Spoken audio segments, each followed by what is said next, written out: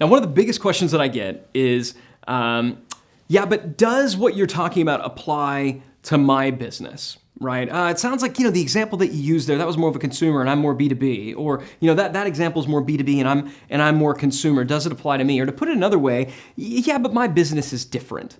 We hear this all the time. Oh, I understand how the strategy that you're talking about would work for them, but I don't think it'll work for me because, my business is different. Now, we've already talked about this. Sales and marketing has changed. I will freely admit that, I will freely acknowledge that, but there is one thing that has not changed, and that is these things. Human beings.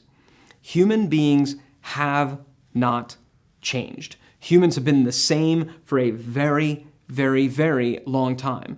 So what I'll simply say is this. I don't care if your business, if your product is business to consumer. I don't care if it is business to business. All of us as marketers are in the business of marketing human to human.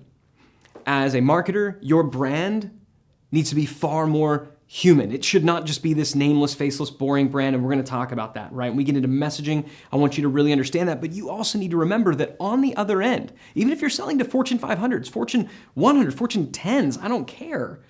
On the other end is a human with real live human needs. They're hoping that you can solve for them. If you forget that, then you're going to find that marketing becomes very difficult and it doesn't scale, okay? So, for now, I'm going to show a lot of different examples as we move forward, as we kind of transition out of this module and in some of the other ones. I'm going to be showing it. My team is going to be showing you lots of examples. Your tendency is going to be to disregard a particular idea, particular concept, because the example that we used did not immediately and directly apply to your business. I want you to see through that.